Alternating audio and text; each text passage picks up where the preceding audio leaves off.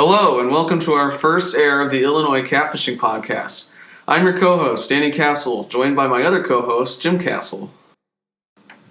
Hello, everyone, and welcome to the monthly podcast that my son Danny and I are hoping to put out about catfishing in the lovely state of Illinois.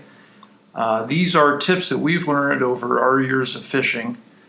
We realized when we were trying to watch other shows or listen to other shows describing how to catch fish, most of them revolved around having a boat or other expensive equipment, and we really don't have access to any of that, so we tried to make a show of our own to talk about techniques that we've had and we've used and have had success for us catching our favorite fish, catfish here in Illinois.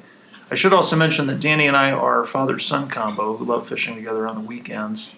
And if you have any input in the future that you want to send us, then please send us your thoughts at IllinoisCatfishingPodcast@gmail.com. So if anyone has any spots in Illinois that they think we should be looking at, or any techniques that we haven't discussed or they think have been successful where they've been fishing, please let us know. And we also would like to think that some of this is applicable to the rest of the country where you might be fishing in your area. Every month we will be featuring a special destination. This month's destination is Independence Grove. Independence Grove is located in the northern Chicago suburbs. It's in Libertyville, Illinois.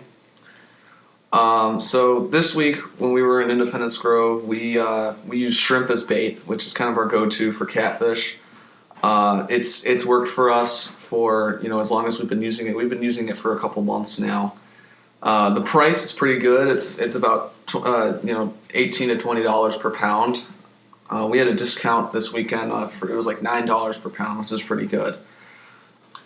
I thought I'd just add here that we live in Highland Park, Illinois, and we usually shop at a supermarket on the corner of Half Day Road and Waukegan Road called Heinen's. And I know $18 to $20 a pound sounds a lot for cooked shrimp, but we found that actually, pound for pound, it's really not more expensive than any other bait we've looked for. And then a good half pound of cooked shrimp at Heinen's is actually in some ways cheaper than the alternative and more effective than what we bought at the bait store. So we've tried everything that I can think of to catch catfish in the past. We've tried night crawlers, we've tried chicken, we've tried chicken livers, we've tried store-caught bait, dip bait. Cut bait. We've caught our own bluegill and cut them up and used them as bait.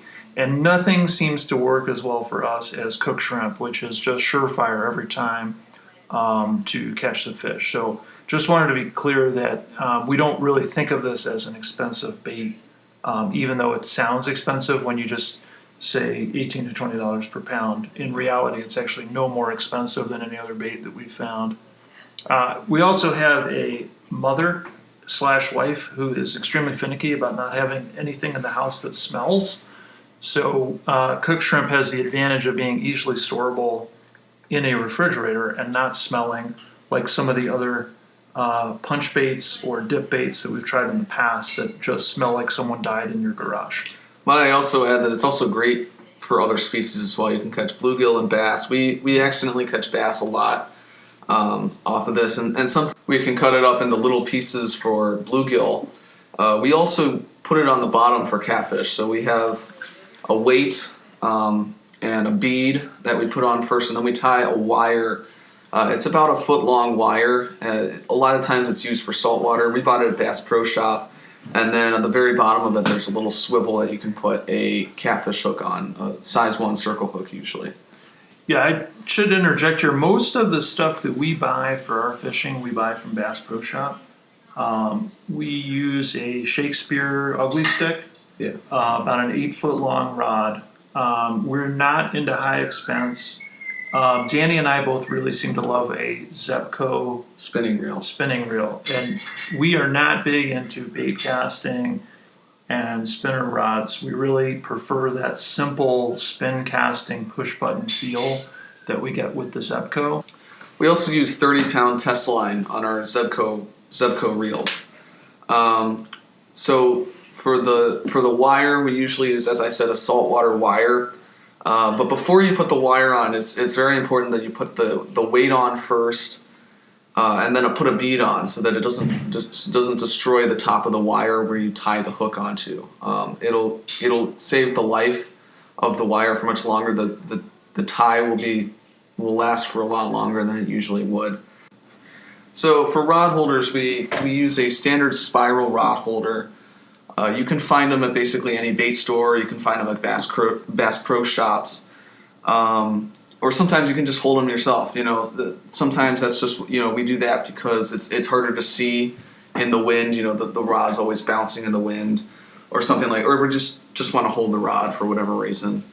Bite alarms. There are some of the Zebco reels come with bite alarms. At the bottom, there's either a button or a lever or something that you switch. You flip or whatever. It's and so it'll make a ticking noise when it goes off. And I don't usually use them. I liked them at one point. I don't use them very often. I use bells. I keep the line tight.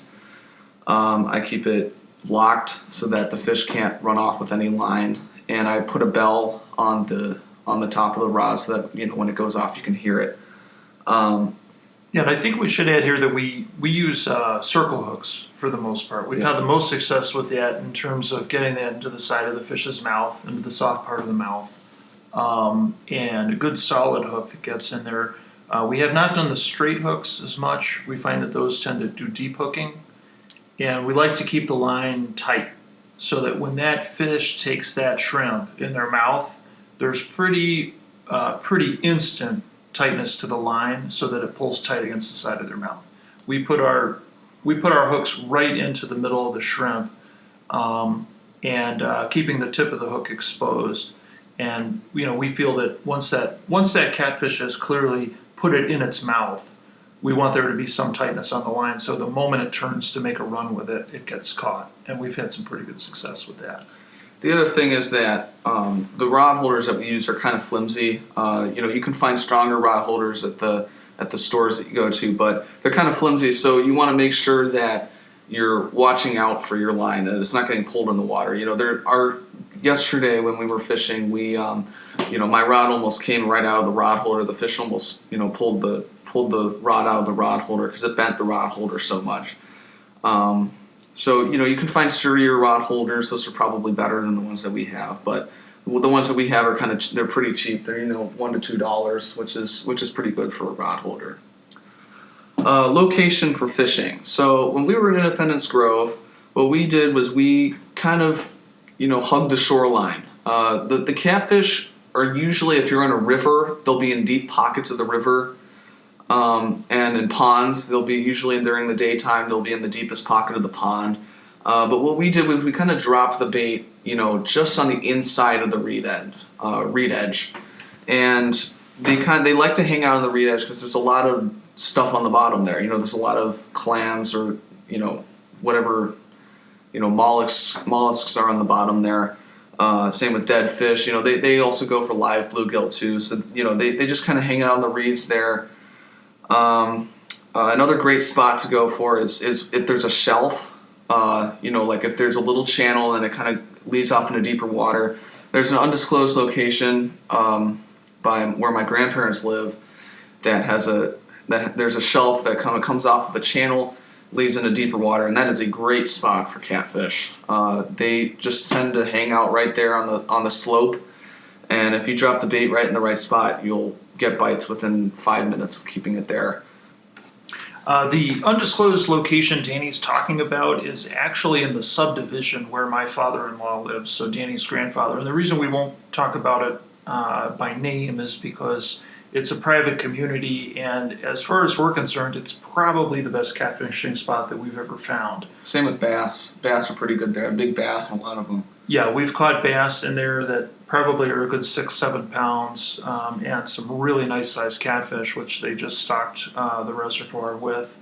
But it's private property, and we'd prefer not to have a whole host of people showing up there who don't live in that subdivision. I should also point out that Independence Grove is a Lake County preserve, and it is built from an old quarry site, so there was a lot of digging in the area, and afterwards they didn't know what to do with it, and so apparently they turned it into this recreational spot. and it is fairly smooth on the bottom. It doesn't have a lot of deep channels to it. It doesn't have a river that runs through it, and so it does look like a standard pond or reservoir body of water. The deepest point is about 50 feet, but that's kind of in the big body of water there. There's a lot of little bays and stuff in there, but we don't usually put it down there on the bottom there. We like to just fish from shore because the fish there, they're always out and about. They're always out by the docks and stuff. So you can catch them basically anywhere, but the reed bed is kind of where you want to go. So when we got to Independence Grove, when you pull into Independence Grove, there is a small charge if you don't live in Lake County, Illinois. So we do live in Lake County, Illinois, so we have free access. And when you pull in, there's a parking lot off to the right, and there's a boat rental area, and there's a beach area. Now, no one's allowed to fish in the bay with the beach and the boat rentals, and I think that's because they don't want people wading into the water on the beach and getting their foot caught, on a hook. So you're sort of limited to the rest of the reservoir to do your fishing. And there is a small bay as you come into the grove. After you get out of your car on the left, there's a small bay, probably maybe 1 acre in size, that's connected to the rest of the lake by a thin channel. And the first place we tried out was basically the entrance to that little bay.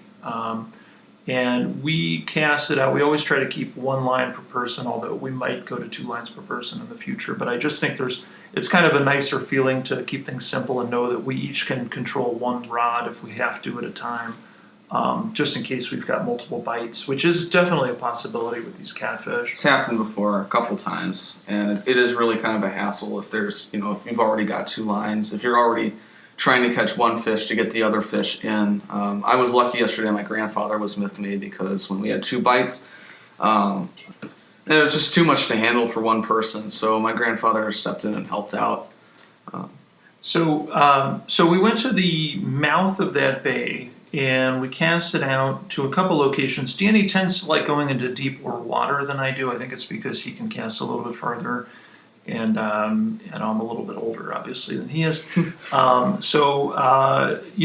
cast it out. I cast into a little bit shallower water. He cast it out into deep water, and we probably stayed at that spot for about 2 hours, I would think, from about 10 a.m. to noon. We're talking here kind of early to mid-August, or mid-August, I should say. Yeah. Overcast day. It was kind of a perfect day for fishing. Overcast, not too hot, maybe in the mid-70s. And Danny, within, I would say, half an hour of being there, pulled in a really nice 3-4 pound catfish. It was not overly big. It was a pretty average sized catfish, and for that lake, it was a pretty good sized catfish. And I always like to joke around that I think Danny's the best fisherman in Illinois, and I'm the worst fisherman in Illinois. So I usually stick with what I know works. Danny likes to try new things, and I tend to be pretty terrible at catching fish, where Danny is actually extremely good at it. So naturally, about 30 minutes after Danny caught this nice channel catfish, I caught a turtle who bit the shrimp, got caught right in the mouth, sure enough, and I wheeled this thing in, and its flippers and legs were going everywhere, and it was hooked right in the mouth, so of course I had to get the hook out, which is never easy to do. This thing was probably about the size of a dinner plate in size, so I had to hold it up. And every time I tried to get the hook out, it would put its head and its legs and arms into its turtle shell, and it was a huge hassle. But I was able to get it released nicely. I think there's no worse for the wear that turtle is. And then after about 2 hours of being there, we moved on to a slightly different spot, which is we went just to the right side of that little bay next to the parking lot, and we kind of made our way up more close to the larger part of the lake, where there's a little bridge that any of the boats coming out of the boat and beach bay have to go under that bridge. And we set up on 2 different spots, 3 different spots, one closer to the parking lot, and then 2 others just over that little bridge. And Danny can tell you how that went after that, because we did have some good success. Yeah, I put my line out a little bit deeper than my dad did.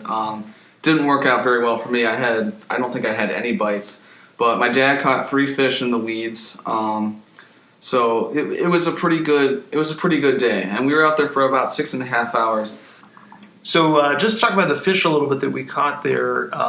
There were 3 really nice ones. The first one was actually a small but scrappy catfish. They were all channel catfish. I don't think there was any flathead or blue catfish in that lake. But first one was a nice, maybe 2 to 3 pounder, maybe 2.5 pounder, and it was one of those perfect situations where these kids came up to see what we were doing right as the fish hit.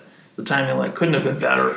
And a fish put up an enormous fight, and I actually thought it was going to be a very, very big catfish. I was thinking more about a 15 to 20 pounder, to be honest with you, given the fight that it put up. But when we reeled it in, it actually was only about a 2.5 pounder, and we got a quick release on that one. I believe the one that we caught early in the morning, actually, we'd sort of deep hooked, which is an issue that we don't really like to injure these fish at all when we catch them. We have a lot of respect for the catfish, and so we try to release all the catfish we get. Danny and I actually kept one catfish on one occasion to eat, and it was about a 10 pounder that we caught in the chain of lakes, and I think it was possibly the most disgusting thing I've ever eaten. It tasted awful. It tasted like mud. It was just awful. Yeah, you always, you know that these fish are sitting there marinating in mud all day, and sure enough, that is exactly how this thing tasted. It tasted as if you would put a steak in mud and let it sit there for about 5 years, and then you tried to eat it. It was disgusting. So for that and for other reasons, we basically have never since then tried to keep one of the catfish that we eat. We just release all of them. But that first one we caught that morning was really deeply hooked, so it took us a few minutes to get that hook out, but I think we did a good job of getting it back. Yeah, they're tough fish, so they can stand through a lot. Yeah, they are very hardy fish. The next fish that we caught was actually quite a bit bigger. I think it was more like an 8 pounder. Yeah, it was in between 6 to 8 pounds, so anywhere in between there. We didn't get an exact measurement on it, but it was a pretty big fish. Yeah, we didn't catch that terribly far off the shore. I mean, I typically don't cast. I would guess maybe 25 yards from shore is about as far as I can cast. So I usually try to cast about as far as I can, because the sense I get is that catfish typically are not in water that's shallower than about 2-3 feet. So I feel as if Danny's better at this than I am, but I feel as if I need to get it out at least 60 feet from shore in order to have a chance of catching one. So we got that nice beast, and then about an hour later we caught our final fish of the day, which was another channel catfish, probably about 3-4 pounds, that we reeled in on the far side of that bridge. It's also important to mention here that at Independence Grove there are boats. Now, they don't have gas motors, but they do have paddle and electronic trolling motor boats. And we had a little bit of trouble at that site with people coming out from that bridge and hugging the shore and basically kayaking or canoeing into one of our lines. I didn't think that was going to happen, because our lines typically dive below the water line, really close to shore. 5 feet away from shore. But in some amazing fashion, there were still a bunch of people out there who would run right into our lines, which was an interesting issue. And that Independence Grove does seem to be chock full of people who appear to be trying out boating for the very first time in their lives and are going every which way you can possibly imagine. But why don't we talk about next the length of time we let our bait sit on the water. I tend to keep it longer than Danny, but I'm going to let him talk about how long he likes to let his bait lie in one location before changing. There's something to be said about keeping your bait out for a long time. It gives the catfish a chance to come and find it. But what's more important, I think, in my mind, is to have fresh bait out there. The catfish like the smell of the shrimp that we have out there. So if you have the fresher smell, of course, it's going to attract more catfish. But it's good to have a balance between the two. In some locations, it's good to keep your bait out there for 1 to 2 hours before recasting or moving. but in others, like a location that is going to work well for you, that's kind of a hot spot for you, a honey hole. You wanna have fresh bait out there because they'll move on from thing to thing in lakes that are more active. Yeah, we also one time or a few times have tried to coat our bait, our shrimp, with scent. So at Bass Pro Shop, they were selling this bluegill scent, which they said was made from actual bluegills, which is a little cringy to hear because it makes you think they're grinding them up in a blender or something like that and then pouring it into a bottle. But we did try that, and I think maybe it was somewhat helpful. We seemed to get extra bites the day that we did that. But it is fairly expensive stuff. I mean, I think it was about $15 for maybe a 3-ounce bottle of it, which is pretty pricey. But I think it may have had some benefit. I don't know if you would agree, Danny. Well, I think what it at least did was it kept the bluegill away. One problem that we've had with using shrimp is that the bluegill are they love the shrimp as well, and so they'll get there before the catfish do, and some of the lakes that we're at. So when we use the bluegill scent, as you can tell, it just kept the bluegill away because of course they're not going to go for something that smells like bluegill. Yeah, the other thing we've tried coating some of these punch baits. Just putting a little bit of it on the shrimp. I'll be honest, we've had no success whatsoever with punch baits or these pungent smelling things, and we live with a mother/wife who would never go for the smell of those things. They get all over your hands, all over your clothes. So we try to keep it somewhat hygienic. I don't. If other people feel differently, that you really need something that is smelly and terrible, send us an email, IllinoisCatfishingPodcast@gmail.com. But for our sanity at home, we sort of have no choice but to keep things fairly fresh smelling. The other thing I would add is that for the most part, we don't let our shrimp sit out for any extended amount of time. We try to keep it refrigerated. I think it's best to have it at least room temperature. You don't want to be too cold when you throw it out there. I've always gotten the suspicion that the catfish would not swallow something that is colder than the water around it. It probably just seems suspicious to them. They also don't like frozen shrimp. I've tried frozen shrimp. Just stay away from frozen shrimp. It doesn't work at all. Yeah, but that cooked shrimp has a wonderful texture, smell to them, and they really seem to go for it. But I think it is best to have it at roughly the same temperature as the water so that it's not a shock to them when they touch it and realize, oh my goodness, this is frigid cold, this is really cold. So they spit it right out of their mouths. And to go back to the point that my dad had about the stink baits, we really haven't had any luck with really any manufactured bait. We've had luck with that dip bait. We dip the shrimp in there, but really any manufactured bait, it doesn't work quite as well as live bait. And that goes really across the board for any fish. Bass, bluegill, crappie, they all go for live bait that, might be natural to them. So like worms and minnows for bass and bluegill. Yeah, and I would say when he says live bait, I think what he means is natural baits, not something that was brewed up in a store. We've tried those red gels that come with some of the catfishing packs. Have not had success with that. Did have a couple bites and catches on boilies where we were trying to fish for carp. But I think, without question, the most effective bait that we've used is the cooked shrimp. So that's what we've stuck with.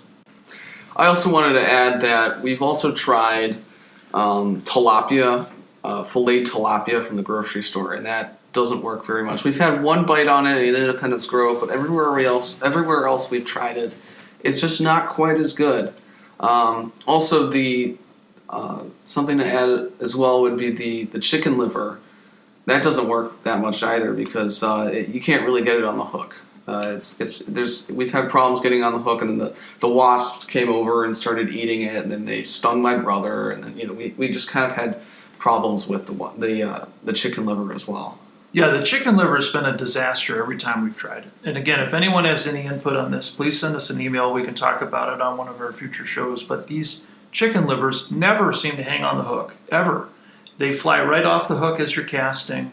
They come off the hook if you finally do get one into the water, and we didn't catch a single thing on them. I've always found them very frustrating.